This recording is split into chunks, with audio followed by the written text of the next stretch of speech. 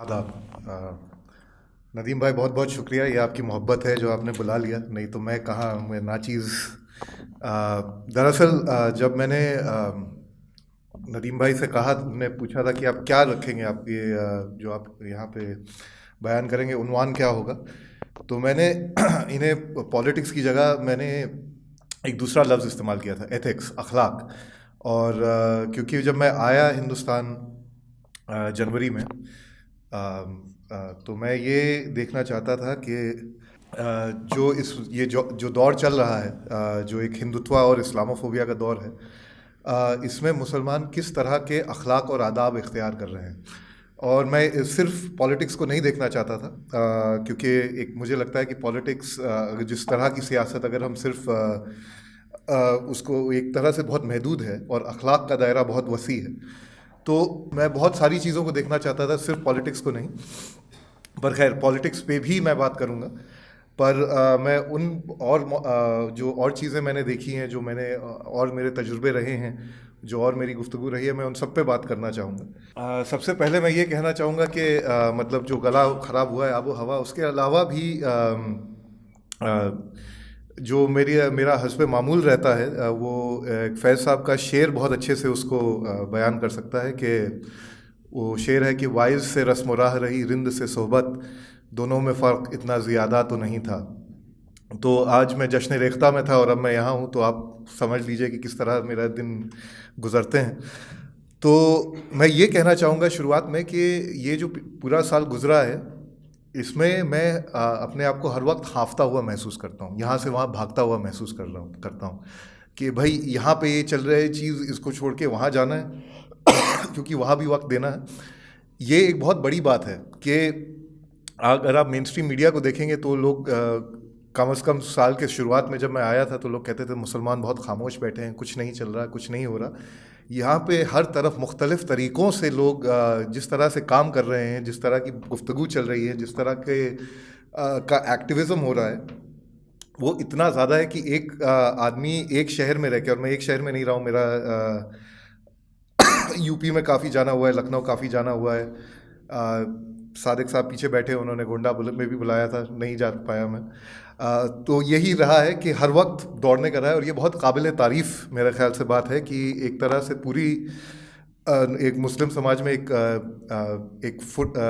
बहुत जोश है और एक बेदारी है, उसके साथ वहशत भी है, खौफ भी है, पर उस सब के बावजूद एक बहुत सारी चीज़ें उभर के आ रही। तो मैं ये कहना चाहूँगा कि इस दौड़ भाग के चक्कर में बहुत सी चीज़ें हैं जो मैं नहीं देख पाया हूँ।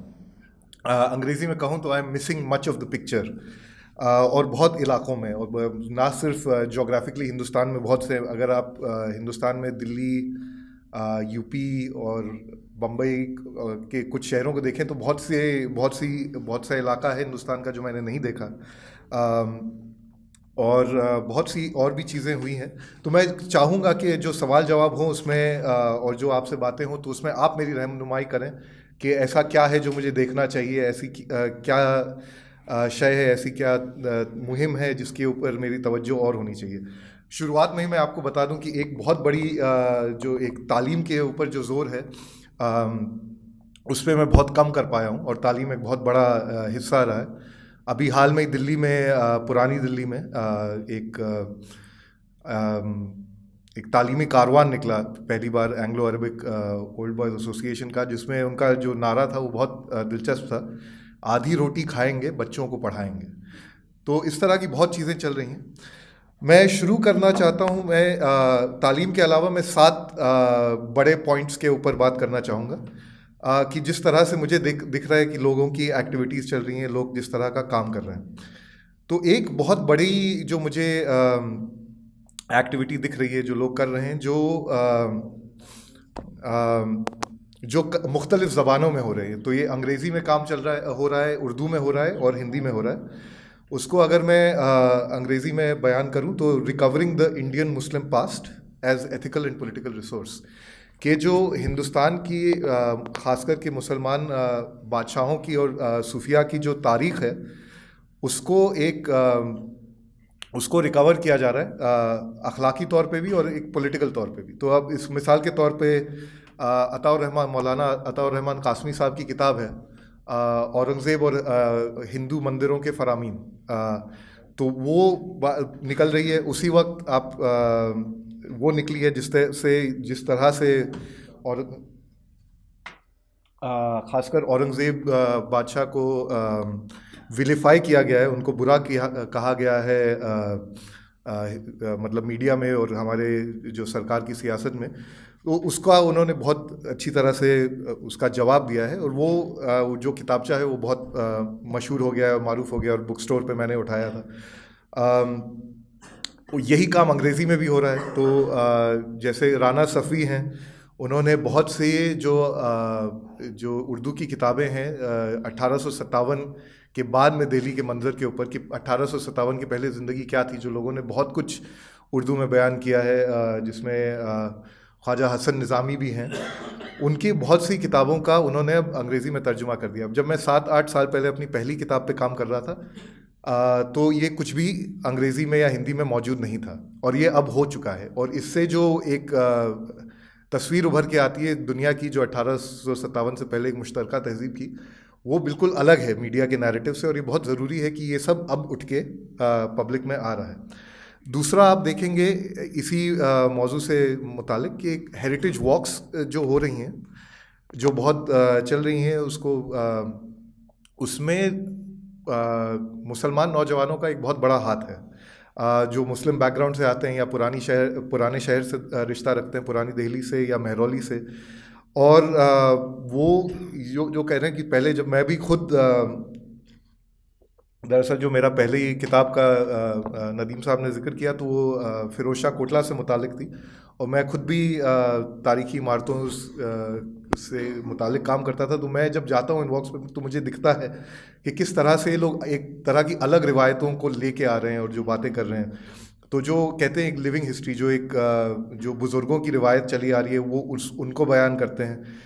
जो शहर में जैसे पुरानी दिल्ली में जो एक तरह से इनक्वालिटीज़ है, सोशल इकोनॉमिक इनक्वालिटीज़, कि यहाँ पे स्कूल ठीक से नहीं चलाए गए हैं, सरकार की तवज्जो नहीं है, ये सब बातें वो सरेआम करते हैं। और वो तो जो लोग आते हैं हेरिटेज वॉक्स पे, उनको एक तरह से पहले तो सिर्फ अंग्रेज़ी में जो किसी ने बयान किया था वो देख के चले जाते थे, पर अब एक बहुत एक गहराई आ गई है, जिस तरह से पुराने दिल्ली और मतलब दिल्ली की तारीख को दिल्ली के ही नौजवान बयान कर रहे हैं। और ये बहुत मेरे ख्याल से बड़ी बात है। एक दूसरा, ये एक बड़ा टॉपिक था कि किस तरह से हिस्ट्री पे काम हो रहा है, recovering the Indian municipal parks. दूसरी चीज़ मैं कहना चाहता था, वो शायद आप लोगों को थोड़ी अजीब लगे, कि इस्लाम एंड पीआर। इस्लाम के लिए बहुत से लोगों को लग रहा है कि पब्लिक रिलेशंस करने की ज़रूरत है, जो हमें लगता है कि बहुत से लोग कहते हैं, और ये मौलाना भी कहते हैं, और जो थोड़े मिडिल क्लास लोग वो भी कहते हैं कि इस्लाम हैज़ एन इमेज प्रॉब्लम। लोग जानते ही नहीं हैं हमें, और इसीलिए बहुत से उल जुलूल चीज़ें पनपती हैं लोगों के दिमाग में। तो उसको लेके लोगों ने कई चीज़ें की हैं, जैसे कि मस्जिदों को खोलना, ओपन हाउस करना। ये अमेरिका में काफ़ी सालों से चला आ रहा है कि आप आएँ, हमें मिलें, देखें मस्जिदें होती कैसी हैं, आपको मालूम नहीं है। तो अभी शायद हैदराबाद में किसी ने किया, मैं जा नहीं पाया, पर मैंने सुना है। उसके बारे में कि कुछ लोगों से गुफ्तगू में भी जिक्र हुआ कि जी हमें ऐसा करना चाहिए, मस्जिदें खोलनी चाहिए, ताकि जो गैर मुसलमान हैं वो आके देखें। फिर आप लोगों ने सुना होगा, इस रमज़ान में 2-3 चीज़ें हुई। एक तो ये इंटरफेथ इफ्तार एक बहुत बड़ा उठ के आया, जिसमें लोग आते हैं। कई लोग हैं हिंदुस्तान में जिन्होंने कभी इफ्तारी नहीं की है, और उसी के साथ उसमें जो लोग जुड़े थे, उन्होंने कहा कि अच्छा ये तो बड़ा हाई सोसाइटी का है, तो हम इफ्तार फॉर ऑल भी करते हैं, ताकि हम जब इफ्तार करें तो और जो शहर के गुरबा हैं वो भी शामिल हो सकें। और तो इन्होंने हॉस्पिटल्स के बाहर किया है, निज़ामुद्दीन दरगाह में किया है। इन्हीं से जुड़ा हुआ, पर एक बिल्कुल अलग, जिसके बारे में बात करना चाहता हूँ, एक ये भी मुहिम चली थी सुन्नी शिया नमाज की। एक तरह से मैं इसको पीआर में जोड़ रहा हूँ, क्योंकि जाहिर है इससे का पब्लिसिटी से ताल्लुक़ है, पर इसमें एक और भी गहराई है, जिसके बारे में मैं आगे बोलना चाहूँगा। और वो मेरा तीसरा बड़ा मौजू है, ये कि नौजवान लोग किस तरह से एक तरह से रिलीजियस चेंज ला रहे हैं या जो रिवायतें उनसे उनको थोड़ा तब्दील करने की कोशिश कर रहे हैं। तो मैं वही शिया सुन्नी नमाज का ही आपको की ही मिसाल देता हूँ कि इसमें ये इसको शुरू करने की ज़रूरत महसूस हुई कई नौजवान दोस्तों की मेरे, क्योंकि वो चाहते थे कि जो फ़िरका परस्ती है और जिस तरह से उस पर कौम पे मुसलमान कौम पे असर पड़ता है उसको ख़त्म किया जाए, ख़ासकर आजकल का सियासी माहौल देखते हुए। तो इन लोगों ने ऐसा नहीं किया कि बस अपने आप ही इन्होंने नमाज शुरू कर दी। इन्होंने बाकायदा फतवे लिए और इन्होंने बातें पता करी और फिर इन्होंने लखनऊ में और दिल्ली में शिया सुन्नी नमाज का सिलसिला शुरू किया।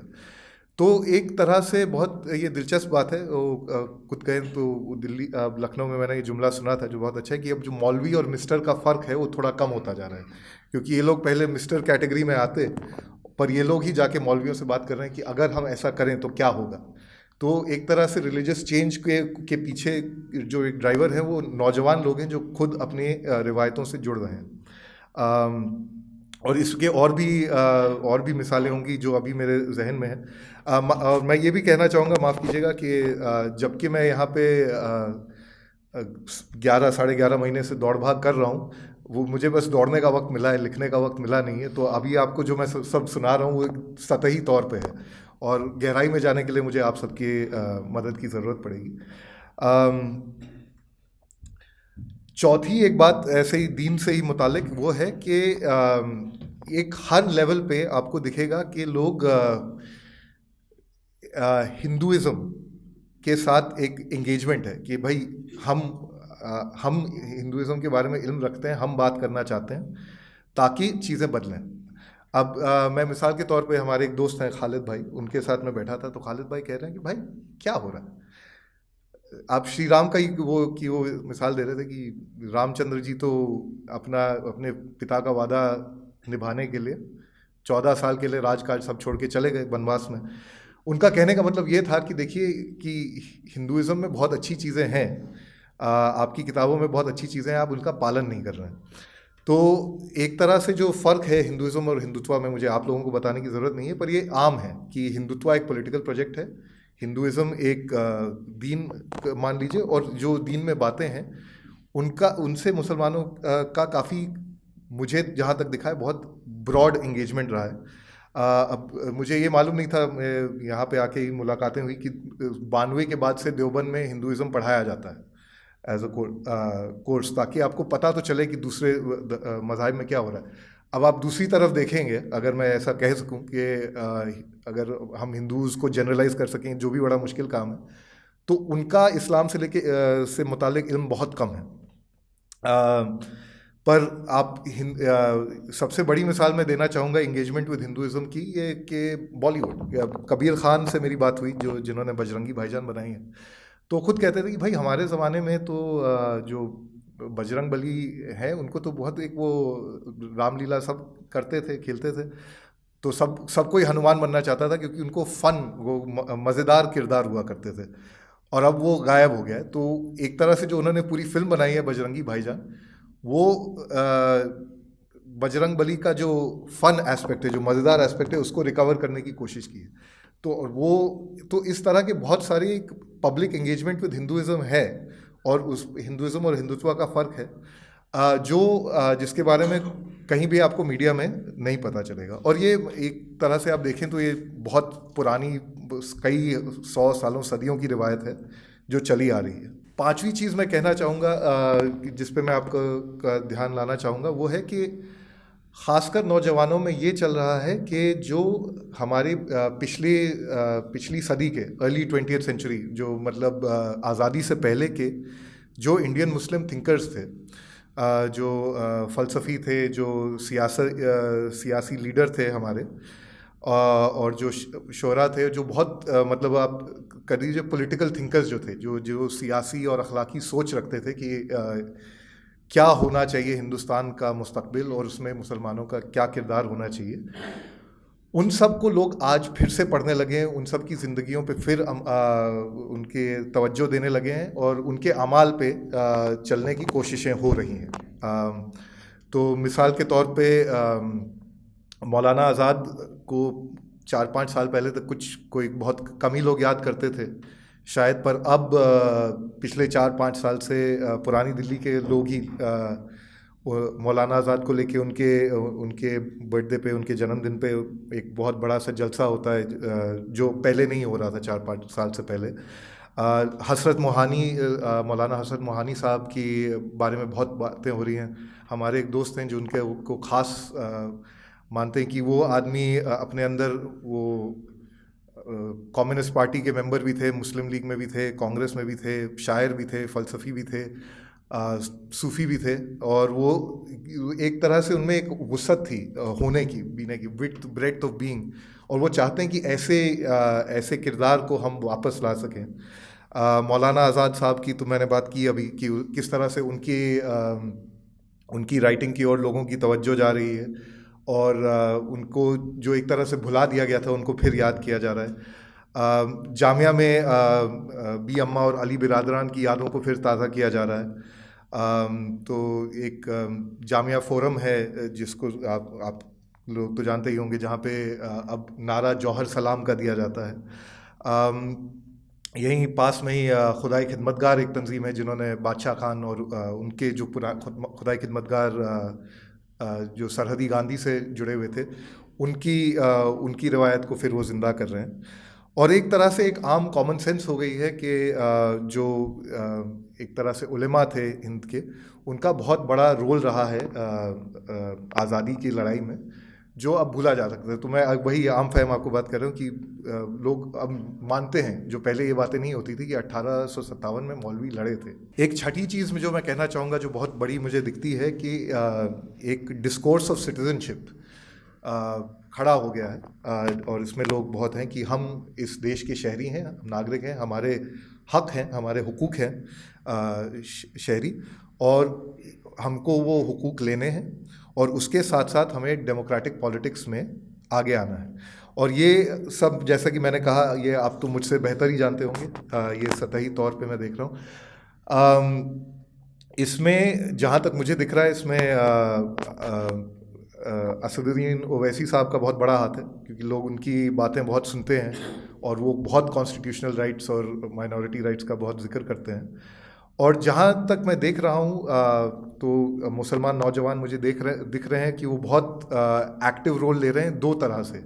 एक तो वो पॉलिटिकल पार्टीज़ में शामिल हो रहे हैं, तो अभी मैंने जामिया फोरम का जिक्र किया था, तो उसी के मीरान हैदर साहब अभी आरजेडी में शामिल हुए हैं, और भी लोग हैं जो और पॉलिटिकल पार्टी से जुड़े हुए हैं किसी ना किसी तरह से।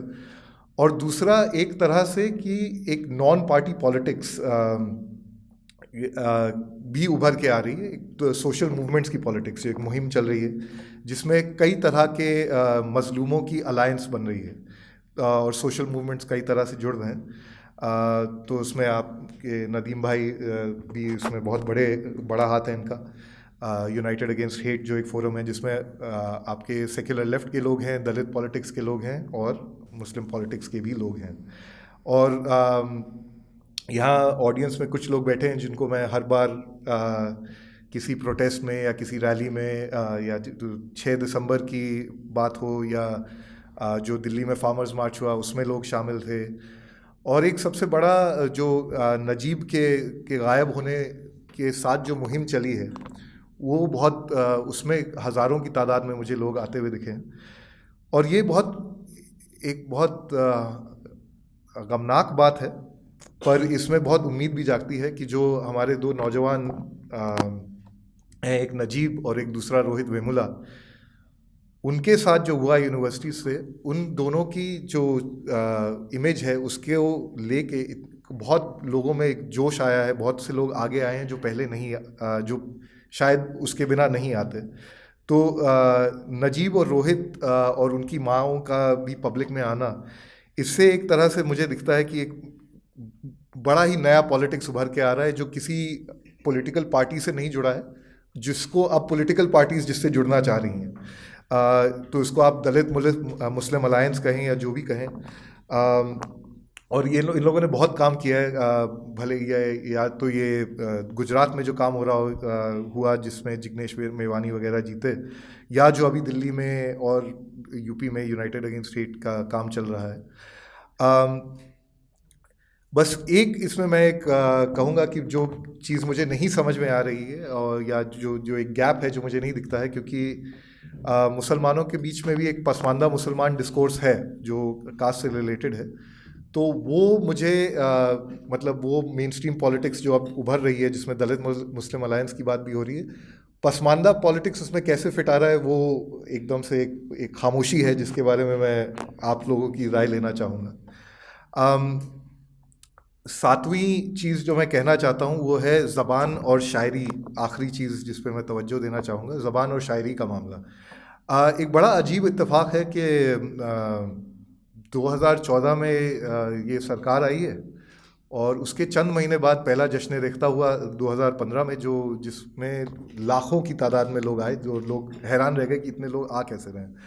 और तब से एक तरह से खासकर दिल्ली में तो एक तरह से उर्दू खासकर उर्दू शायरी का एक नया उरूज सा हुआ है, और इससे बहुत दिलचस्प चीज़ें उठ के आ रही हैं, और ये बहुत मतलब मुख्तलिफ़ तरीक़ों की शायरी हो रही है।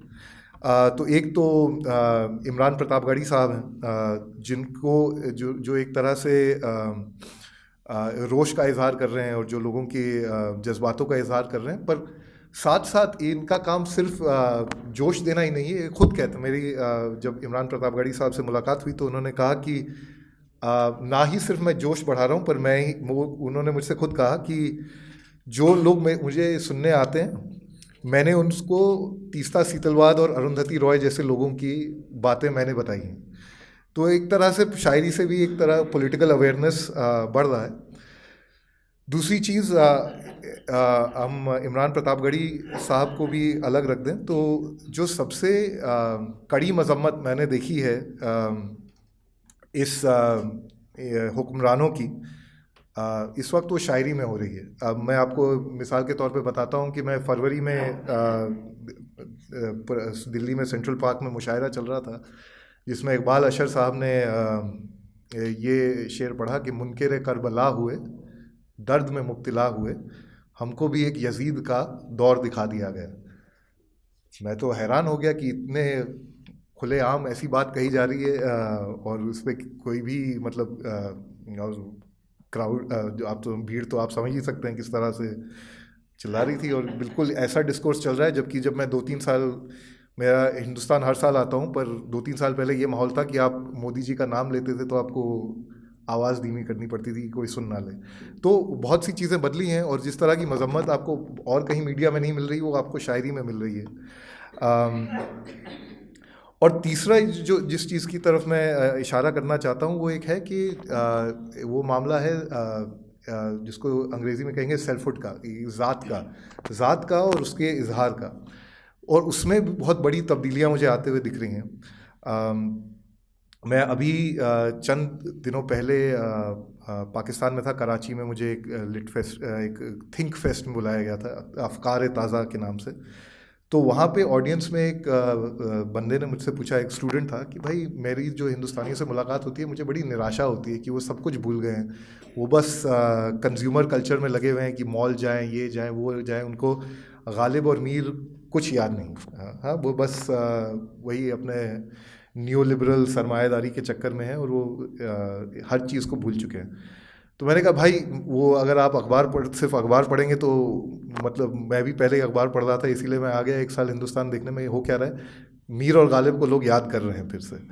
और ये एक बड़ी बात है, ना सिर्फ क्योंकि शायरी को मैं छोटी चीज़ नहीं समझता, मैं समझता बड़ी चीज़ है, क्योंकि इसमें एक तरह से जो बयान और इजहार हो सकता है, ना सिर्फ सियासी पर ज़ाती तौर पर, तो एक तरह की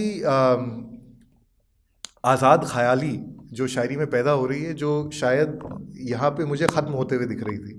अब ये आप एक अगर मैं लफ्ज़ इस्तेमाल करूँ, खुदबीनी और ख़ुद का इजहार करने की, अब ये खुदबीनी क्या ये दीन के दायरे में है या दीन के दायरे के बाहर है, वो बात अलग है, पर ये चीज़ है जो रिवायती है, जो गालिब और मीर और उससे पहले आप जोड़ सकते हैं। और जिसमें एक तरह से बगावत का इम्कान भी है।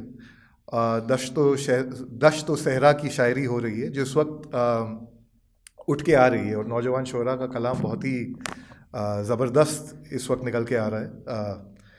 और जिसमें जो मैंने शुरुआत करी थी कहते हुए कि वहशत और ख़ास और खौफ का माहौल है, तो वहशत को तो ये बयान करती है, पर वहशत से कहीं आगे भी निकल जाती है। आखिर में मैं एक दिल्ली के शायर हैं जावेद मुशीरी साहब, उनके एक शेर से ख़त्म करना चाहूँगा जो मुझे लगता है बहुत आला है।